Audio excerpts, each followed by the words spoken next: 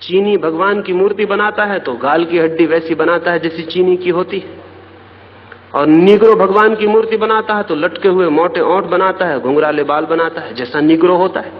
और हिंदू भगवान की मूर्ति बनाता है तो हिंदू की शक्ल। और दुनिया में जितनी शक्ल के लोग हैं अपनी अपनी शक्ल में भगवान को बनाते हैं।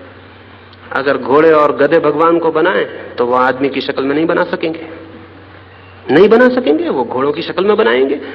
अगर बंदर बनाएं तो बंदर की शक्ल में बनाएंगे। जो भी भगवान को बनाएगा वो अपना इमेज अपनी शक्ल में बनाएगा। ये मनुष्य के अहंकार की पूजा हो रही है, ये कोई भगवान नहीं है।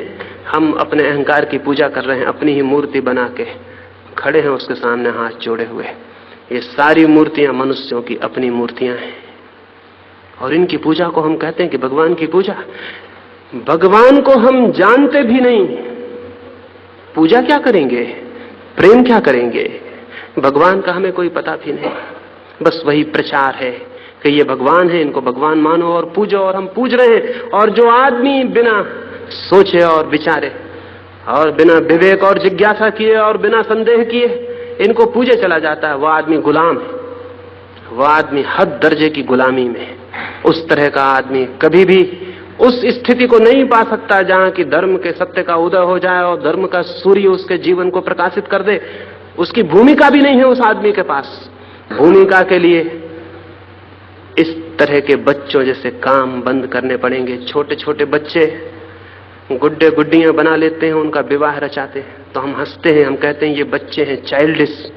और हम राम का जुलूस निकालें और विवाह रचाएं तो हम समझते हैं हम प्रौढ़, हम समझदार। हम चाइल्डिश नहीं, हम बच्चे जैसे नहीं, और समझते हैं कि ये धर्म का काम हो रहा है।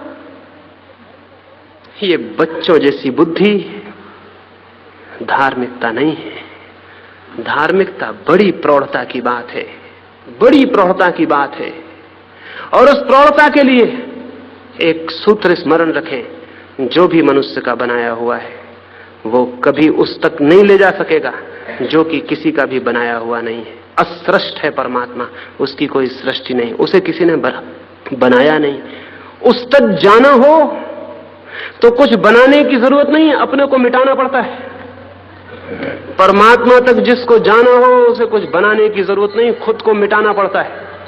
तो धार्मिक आदमी भगवान की मूर्ति नहीं बनाता, अपनी मूर्ति को मिटा देता है। और जिस दिन अपनी मूर्ति मिट जाती है उस दिन भगवान प्रकट हो जाते हैं। लेकिन हम भगवान की मूर्ति बनाते, अपनी मूर्ति नहीं मिटाते। अपनी मूर्ति को तो मजबूत करते हैं और भगवान की मूर्ति और बनाते। अपनी मूर्ति को मिटाइए, अपनी मूर्ति अपना अहंकार, ये मेरा होना, ये मैं हूं कुछ, ये मेरी मूर्ति जो है इसको तोड़ना पड़ेगा। और ये मेरी मूर्ति टूट जाए तो उसका रूप प्रकट होगा जो किसी का बनाया हुआ नहीं है। लेकिन मनुष्य का अहंकार अद्भुत है, वो अपने को तो मिटाता नहीं, हद मौज में आ जाता है, भगवान तक को गढ़ने लगता है, भगवान तक को बनाता है। हमने कारखाने खोले हुए हैं भगवान को बनाने के जगह जगह, और इन सब कारखानों में और दुकानों में झगड़ा होता है जो कि स्वाभाविक है। क्योंकि एक दुकान कहती है कि हमारी दुकान के बने हुए भगवान ही सच्चे हैं, तुम्हारी बने दुकान के बने हुए भगवान झूठे। बाजार में हमारी दुकान के भगवान चलने चाहिए, तुम्हारे को न चलने देंगे। तलवारें चलती हैं, लकड़ियां चलती हैं, हत्याएं होती हैं, क्योंकि हमारे कारखाने में जो भगवान डालते हैं वही सच्चा भगवान है, तुम्हारे कारखाने में ढला हुआ भगवान झूठा है। मनुष्य भगवान को डालता है, फिर बाजार में बेचता है, दुकानें खोली हुई हैं, और इन दुकानों का कुल परिणाम इतना हुआ है कि मनुष्य निर्मित भगवान के इर्द गिर्द मनुष्यता को हम घुमा रहे हैं, और परमात्मा से आदमी रोज रोज दूर होता चला गया है। ये इसको हम कहते हैं पूजा और प्रार्थना और मंदिर। अगर ये मंदिर ही धर्म होते तो जमीन पर कितने मंदिर हैं, कितनी मस्जिदें हैं, कितने सन्यासी हैं, कितने पुजारी हैं, कितने पादरी हैं, कुछ हिसाब है?